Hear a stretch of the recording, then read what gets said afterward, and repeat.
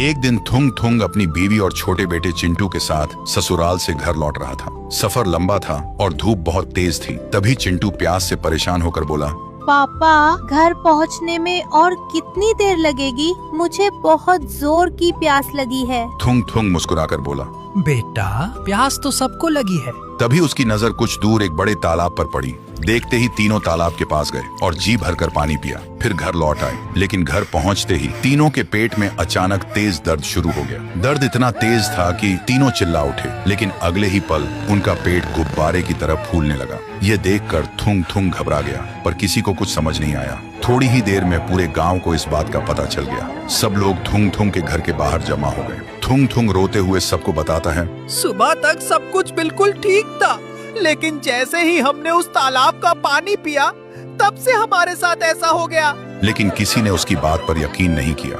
उल्टा गांव वाले उसका मजाक उड़ाने लगे। कोई हंस रहा था, कोई उंगली दिखा रहा था, और कुछ ही देर बाद सब वहां से चले गए। पर अपने दर्द और अपने परिवार की बेइज्जती ने थुंग थुंग को जवाब ढूंढने पर मजबूर कर दिया। फिर शाम के वक्त लोगों से छुपकर वह अकेला दोबारा उसी तालाब के पास आया और जोर से चिल्लाया, आखिर हमने तेरा क्या बिगाड़ा है?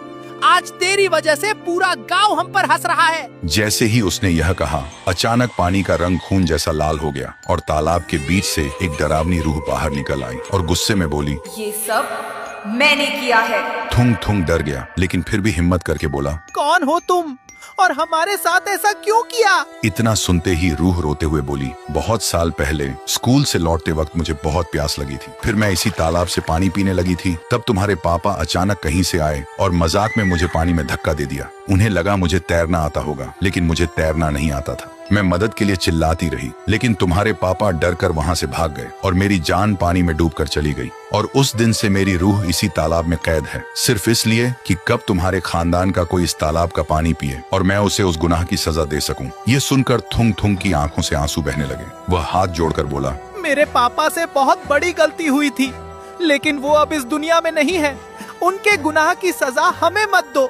मेरा बच्चा तो उस वक्त पैदा भी नहीं हुआ था और आज वो दर्द के मारे तड़प रहा है। यह सुनकर रूह का गुस्सा एक पल में शांत हो गया। फिर वह हवा में हाथ घुमाकर बोली, मासूम बच्चों को कभी किसी और के गुनाह की सजा नहीं मिलनी चाहिए। और अपनी शक्ति से थुंग थुंग को उसके घर वापस पहुंचा दिया। घर पहुंचते ही उसने देखा कि उसकी बीवी और बेटा बिल्कुल ठीक हो चुके थे। ये देखते ही तीनों रोते हुए गले लग गए और थुंग थुंग ने कसम खाई कि वह कभी किसी के साथ ऐसा मजाक नहीं करेगा जिससे किसी की जान खतरे में पड़ जाए।